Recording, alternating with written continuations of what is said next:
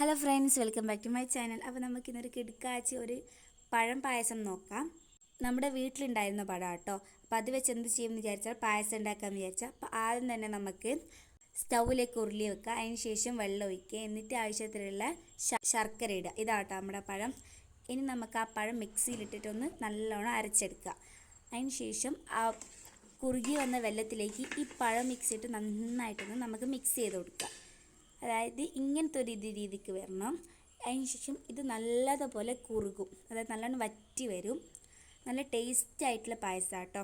അപ്പോൾ ഇതിങ്ങനെ വറ്റി വരുന്ന സമയത്ത് നമുക്ക് ആവശ്യത്തിനുള്ള നെയ്യും കൂടി ഒഴിച്ചിട്ട് നമുക്ക് മിക്സാക്കാം, നല്ലതുപോലെ മിക്സാക്കാം.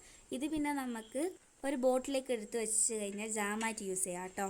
നല്ല ടേസ്റ്റാണ്, ബ്രെഡിനൊക്കെ കൂട്ടി തിന്ന അടിപൊളിയാണ്. അപ്പോൾ ടേസ്റ്റി അല്ല, വേറെ ട്രൈ ചെയ്യുക. ബൈ. വേറെ വീഡിയോ ആയിട്ട് കാണാം. സബ്സ്ക്രൈബ്.